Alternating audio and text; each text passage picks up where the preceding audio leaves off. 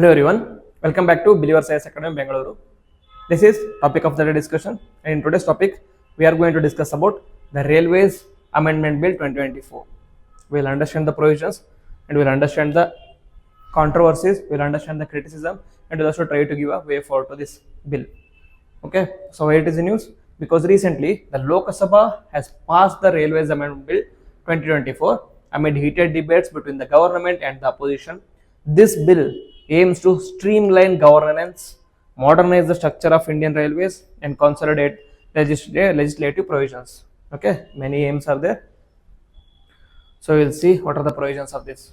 Okay, first and foremost, this new bill has been brought into effect in order to repeal the Indian Railways Board Act of 1905. Okay, 1905 is pre-independence era or colonial era law. So the 1905 Act, which previously governed the establishment and the powers of Railway Board, has been repealed. Okay, the provisions from 1905 Act are now incorporated into the Railways Act of 1989, creating a unified legal framework.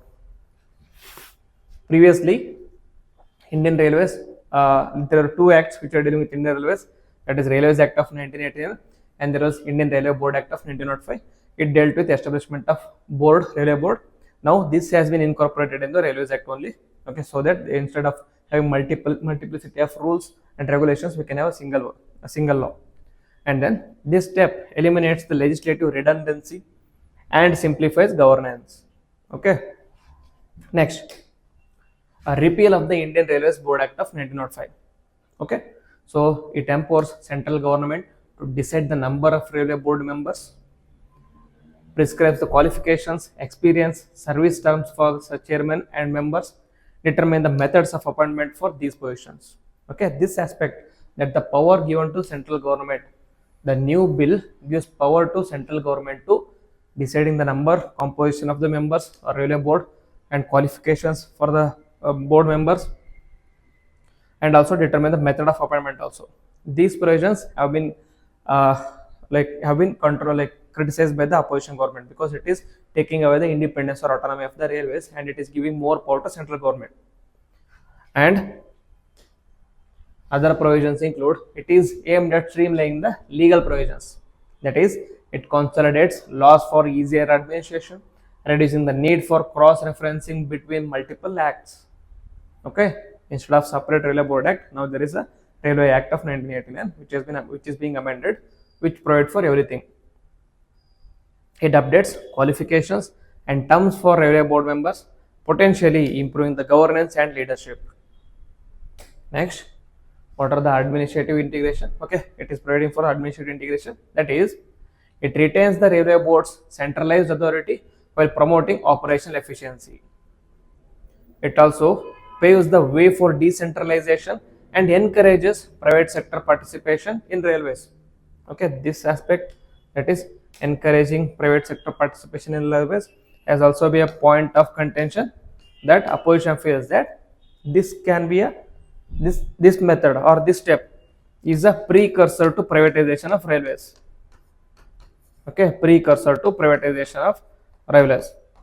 The opposition feel that this method will be followed, implemented, and later it will be converted into privatization of railways. That is why it has been under contention or controversy. And other provisions is, it is aimed at alignment with the development goals. That is, bill supports India's broader infrastructure and economic development objectives, which rely on an efficient railway system. Okay, focus is to bring railways on an efficient term. So, what are the rationale behind the bill? According to the government, the rationale behind the bill is simplifying the legal framework. That is, by repealing the Indian Railways Act of 1905 and merging its provisions with the Railways Act of 1999, the government seeks to simplify the governance and enable smoother decision making. Okay, instead of multiple of laws, we can have a single law. And then it aims to modernize railway governance.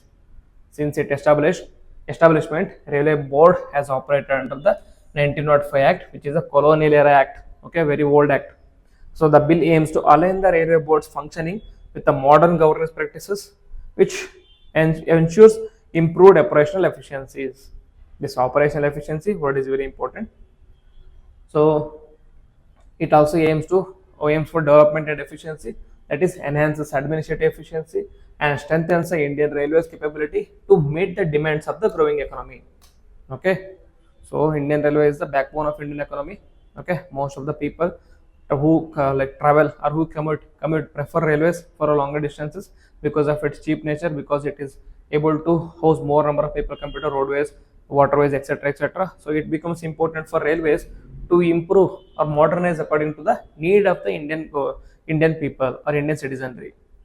It positions the railways for future infrastructure upgrades and private sector partnerships. Okay, this aspect.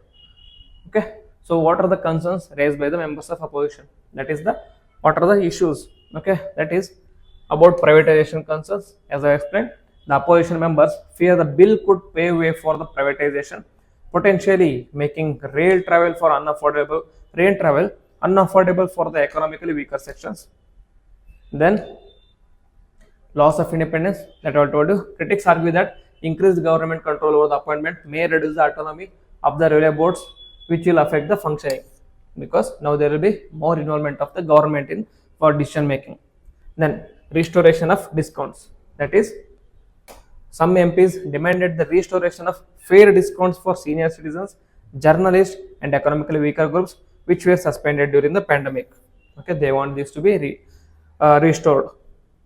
Then they want inclusivity in appointments. That is, concerns were raised about ensuring representation for marginalized sections, that is SCs, STs, OBCs, and women in the railway board's appointment. Since the appointment is done by the government now, government should ensure that all the marginalized groups are provided adequate representation in the composition of railway board. Okay. So what should be the way forward? That is strengthening railway board's autonomy. That is, we have to establish independent regulatory framework to ensure railway board operates with greater autonomy. Okay, that is, we should not leave completely to the center. Instead, we should have an independent regulatory framework. Okay, and it should focus on safety, operational efficiency, and decentralization at the zonal and divisional levels. And there should be inclusive representation and expertise. The concerns raised by the opposition are the way forward. That is, mandate merit-based appointments while ensuring representation of the marginalized communities, that is STs, SCs, OBCs, and women. And it should also prioritize domain expertise to enhance governance quality. Okay, there should be global expertise. And balancing modernization and inclusivity. That is, while we should focus on modernization, we should also not forget inclusivity. That is, we should not forget marginalized communities. That is, safeguard the affordability of the railway services for the common people while modernizing the operations. Okay, one of the reason government says there is increasing fares in the fair price of the railways is that they are investing more on the modernization of railways. When you are investing more in modernization, you require more revenues. As a result, we are increasing the fares. But here the one of the suggestion is, even though you are going for the modernization, find some other alternatives for the investment there. Don't pass the burden onto the common poor people. Okay, so that should be one way forward. It should also encourage private sector participation without compromising the public accessibility. Normally what happens is, what is the aim of private organizations? Private sector's aim is, key word for private is profitability. Okay, that is, they will always aim for profit making. However, even though their aim is for profit making, you should ensure profit making not at the cost of common people's accessibility. Okay, so these are the way forward which is provided. So the conclusion is, aim is to modernize, improve efficiency and goals. While it is a significant step towards the better governance, concerns still remain about privatization, inclusivity, and autonomy, and the government should focus on answering these questions. That is, what about privatization, what about inclusivity, what about autonomy. Therefore, there is a requirement of balanced approach that integrates modernization with the public welfare, will ensure sustainability and effectiveness of the Indian Railways. Okay, so since it has been only passed by Lok Sabha, it might be passed by Rajya Sabha again. It might become act also because of the number of government. Then we'll have a detailed discussion about each and every provisions. But now I thought this will be very important if you're preparing for interview also. So it becomes very important for you. So if you have any doubts, then please do write in the comment box. And if you like the video, then hit the like button, comment on it, and also share with your friends. And if you're new to the channel, please subscribe to the channel and click on the bell icon so that you don't miss any notification. With this, I will end the video. Jai Hind.